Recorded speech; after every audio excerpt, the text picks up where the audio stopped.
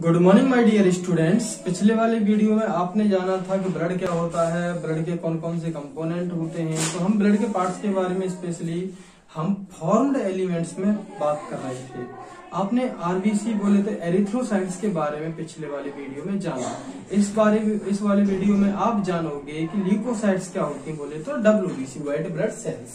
तो हमारी हेडिंग जो है कौन सी होगी? WBC, white blood cells. इसका शॉर्ट फॉर्म क्या होगी? WBC. It is also called leucocyte. इनको हम क्या कहते हैं? ल्यूकोसाइट्स भी हम कहते हैं। तो इसकी पहली वाली हेडिंग, पहला वाला पॉइंट हमारा क्या होगा कि it is also known as, या WBC is also known as, it is also called leukocyte. Leukocyte, इनको हम ल्यूकोसाइट्स भी कहते हैं। अच्छा जी, अब बात आती है कि ये कैसे कलर की होती हैं? व्हाइट कलर की होती हैं। क्यों होती है भैया व्हाइट कलर की? क्योंकि इनमें कोई पिगमेंट नहीं पाया जाता। आरबीसी रेड कलर की क्यों हो रही थी? क्योंकि उनमें हीमोग्लोबिन पाया जा रहा था। तो ये कैसे होंगी? व्हाइट कलर की होंगी। दीज आर व्हाइट कलर, या फिर हम कह सकते हैं these are colorless। ठीक है, these are colorless because ये colorless होती हैं। क्यों होती हैं? because any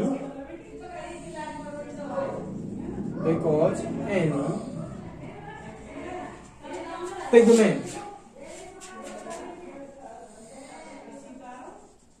any pigment is absent। यानी कि स्पेशली हम यहाँ इशारा किसकी तरफ कर रहे हैं? हीमोग्लोबिन की तरफ कर रहे हैं। यहाँ पे हीमोग्लोबिन एब्सेंट होता है, इसलिए कैसे कलर की होती हैं? बोले तो व्हाइटिश कलर की, या फिर कलरलेस कह सकते हैं हम, होती हैं। ठीक है, ये जो है कितनी पाई जाती हैं? 6 से 8,000 पाई जाती हैं।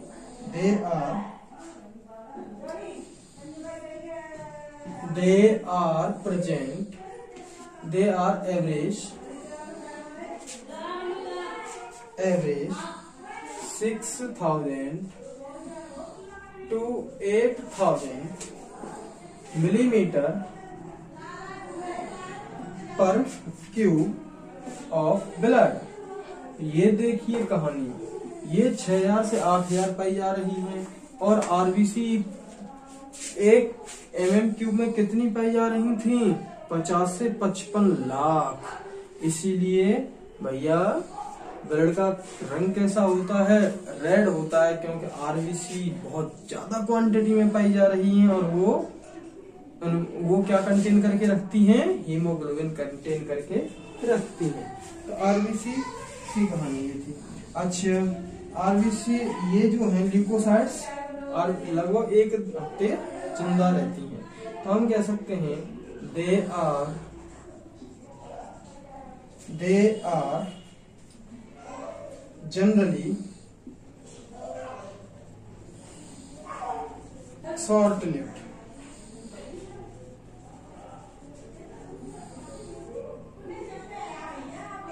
ये कम टाइम तक जिंदा रहती हैं। अब आती है टाइप्स ऑफ डब्ल्यूबीसी। टाइप्स, हमारी डब्ल्यूबीसी जो होती हैं 2 तरह की होती हैं। पहली वाली कौन सी है? ग्रेन्युलोसाइट्स।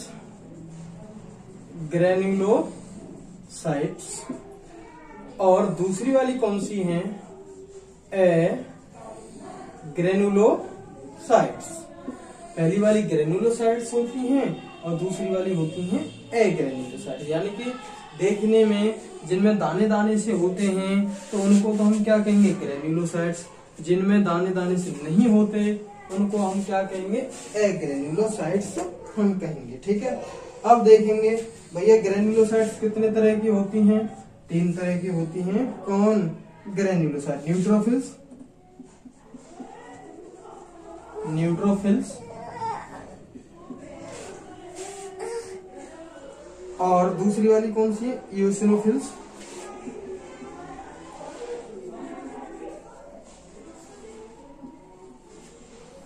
तीसरी वाली है बेसोफिल्स। और एग्रेनुलोसाइट्स जो होती हैं हमारी, वो दो तरह की होती हैं। कौन कौन सी, लिम्फोसाइट्स और मोनोसाइट्स। लिम्फोसाइट्स एंड मोनोसाइट्स, दो तरह की हमारी एग्रेनुलोसाइट्स डब्ल्यूबीसी होती हैं। ठीक है, अच्छा जी, ये हो गए हमारे टाइप। अब इनके काम देख लेते हैं, हमारे क्या काम है।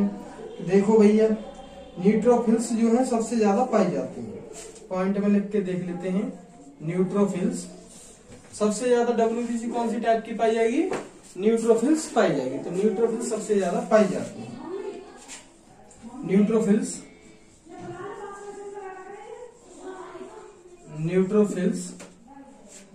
are most abundant cells, are most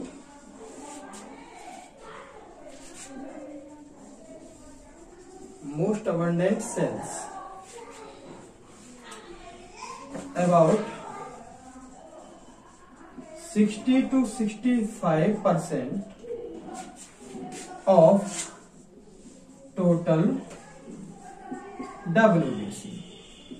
सबसे ज्यादा कौन सी डब्ल्यूबीसी का टाइप पाया जाएगा, न्यूट्रोफिल्स पाई जाती है। लगभग 60 से 65% होती है टोटल डब्ल्यूबीसी का। इतनी सबसे ज्यादा कौन पाई जाती है, हमारी न्यूट्रोफिल्स पाई जाती है। और सबसे कम पॉइंट कौन पाई जाती है, बेसोफिल्स। एंड ये लिख लेते हैं, while basophils are present at least quantity। सबसे कम क्वांटिटी में कौन पाई जाती है, हमारी बेसोफिल्स पाई जाती है। लगभग कितनी पाई जाती है, 0.5 से लेकर 1% तक। ये हमारी ऑफ डब्ल्यूबीसी।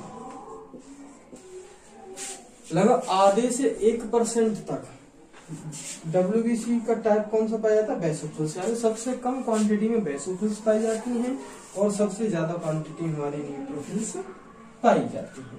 ठीक है, अब देखिए भैया आगे का पॉइंट क्या कह रहा है।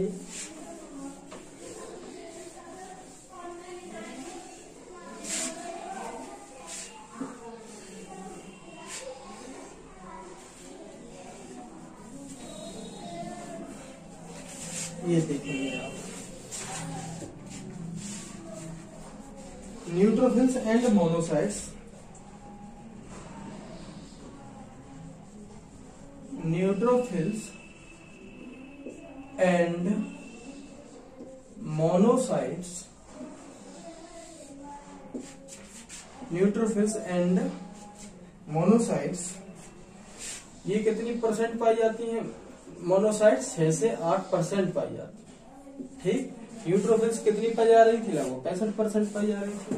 तो न्यूट्रोफिल्स और monocytes are phagocytic cells, are phagocytic sales.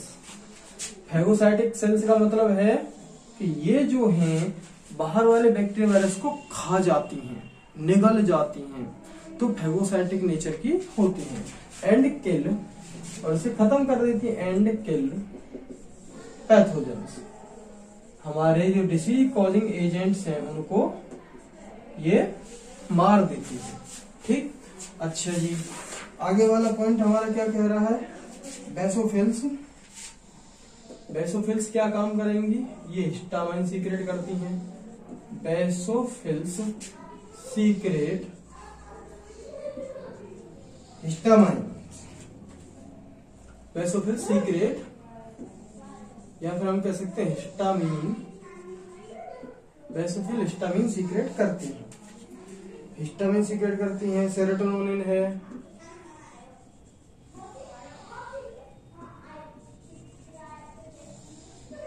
Serotonin है, हेपेरिन है, एटीसी, ये सीक्रेट करती हैं and involved in inflammatory reactions.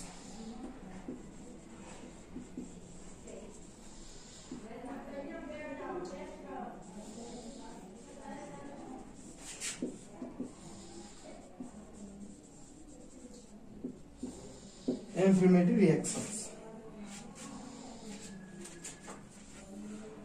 Inflammatory reactions का मतलब क्या होता है? आपने देखा होगा कहीं मच्छर वगैरह खा जाता है तो वहां पे हल्की सी सूजन आ जाती है, तो ये इन्फ्लेमेटरी रिएक्शन कौन करते हैं?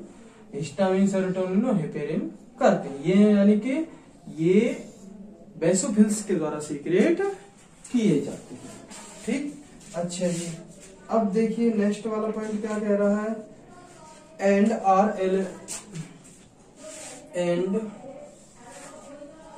एसोसिएटेड विद,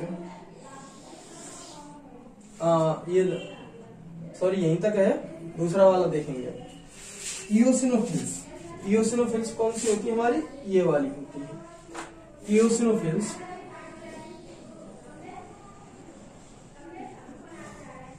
इओसिनोफिल्स जो होती हैं ये क्या करती हैं? 2 से 3% ये पाई जाती है। रेसिस्ट इन्फेक्शंस, ये इन्फेक्शंस को रोकती हैं।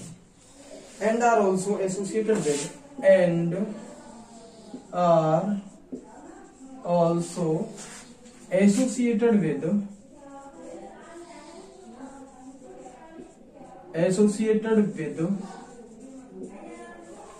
and are also associated with allergic reactions.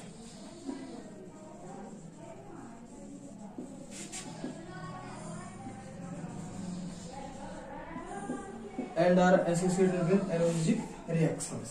ये एलर्जिक रिएक्शंस कराने में हेल्प करती है। जैसे है ना, और ज्यादा आपने देखा होगा कि एलर्जी सी बनने लगती है, इन्फेक्शन को रोकती है। और एलर्जिक रिएक्शन को कौन करवा रही है भैया? इओसिनोफिल्स करवाते हैं। लिम्फोसाइट्स, अब बात आती है लिम्फोसाइट्स की। लिम्फोसाइट्स ये कितने परसेंट पाई जाती हैं? 20 से 25% ये लिम्फोसाइट्स पाई जाती है। ये 2 तरह की होती हैं।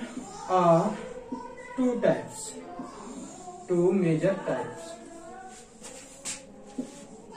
2 बड़े टाइप्स की ये होती हैं। बी लिम्फोसाइट्स और T lymphocytes.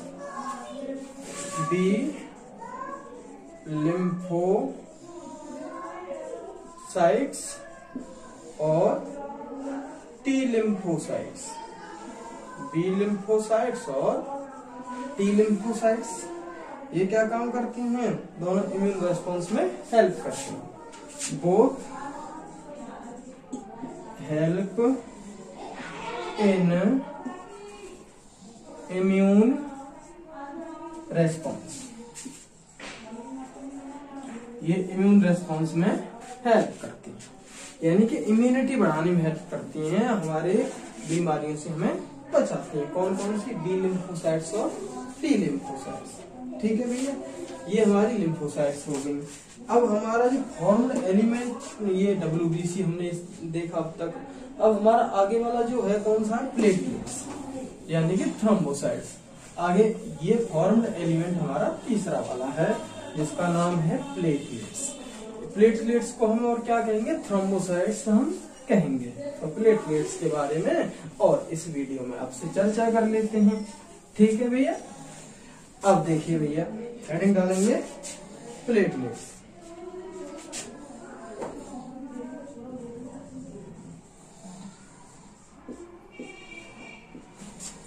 These are also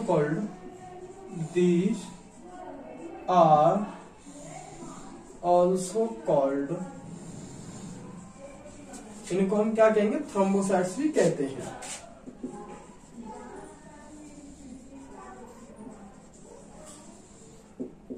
these are also called thrombocytes. किनको? प्लेटलेट्स को कहते हैं।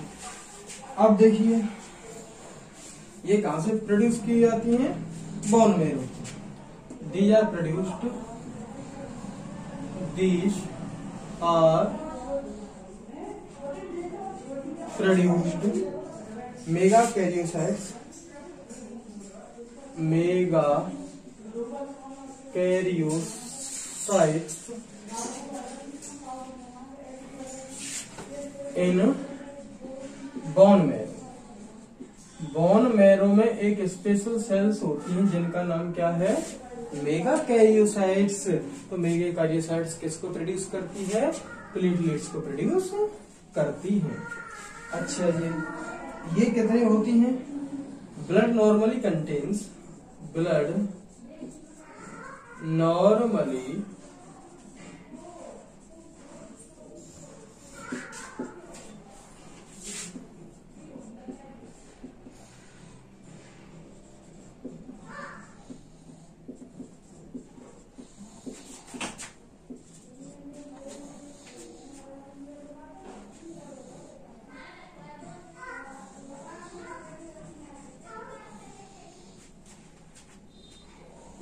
एक mm³ में कितनी हमारी प्लेटलेट्स होती है? लगभग 1.5 लाख से 3 लाख प्लेटलेट्स होती हैं। आपने देखा होगा किसी को हो जाता है डेंगू, भाई क्या हो गया, प्लेट गिर गई। प्लेट नहीं होती, वो प्लेटलेट्स होती हैं।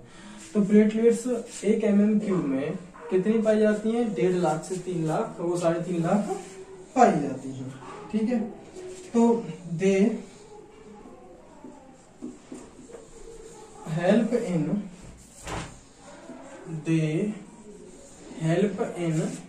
Blood clotting. वो खून को जमने में हेल्प करती हैं। भाई हमारी एक फाइब्रिनोजन थी, वो भी खून को जमाने में हेल्प कर रही थी। और हमारी ब्लड में कौन पाई जा रही है?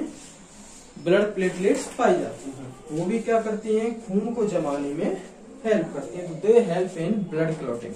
वो भी खून को थक्का जमाने में हेल्प करती हैं, जिससे कि हमारा ज्यादा क्वांटिटी में ब्लड न बहे। और अगर ज्यादा क्वांटिटी में ब्लड बहेगा तो हमारी डेथ भी हो सकती है। कुछ ऐसे पीपल होते, लोग होते हैं जिनमें ब्लड जमता नहीं है, खून बहता रहता है। तो ऐसे लोगों को हम क्या कहेंगे? Haemophilic person. ऐसे में एक बीमारी होती है इन लोगों में जिनको हम कहते हैं हीमोफीलिया। तो एक आगे वाली लाइन लिख लेते हैं हम इसकी। A reduction in their number, a reduction in their number can lead to clotting, can lead to clotting,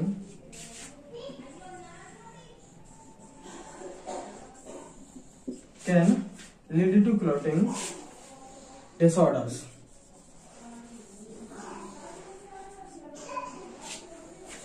Which will lead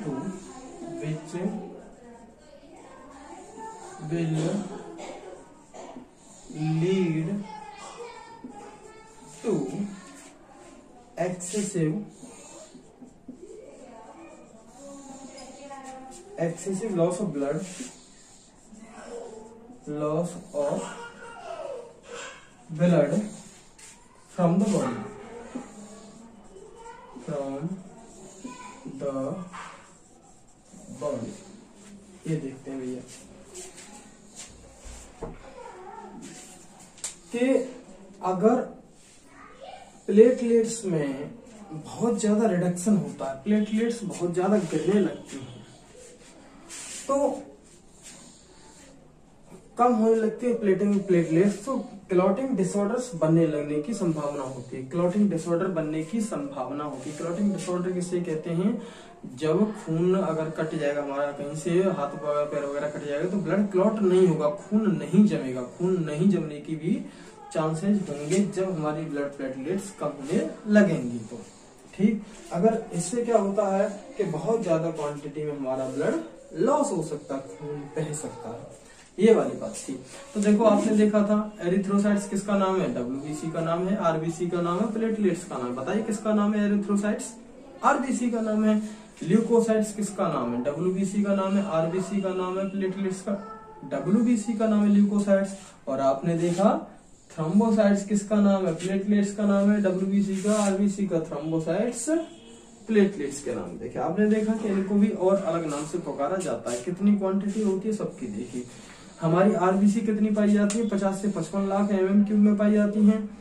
और WBC कितनी पाई जाती है, 6 से 8 हजार पाई जाती है। और प्लेटलेट्स कितनी पाई जाती है, 1.5 लाख से 3.5 लाख पाई जाती है। तो इन सारी चीजों के बारे में आपने देखा था। तो मिलते हैं आपको नेक्स्ट वीडियो में एक नए टॉपिक के साथ जिसका नाम होगा blood group. Thank you very much for watching this video. Thank you.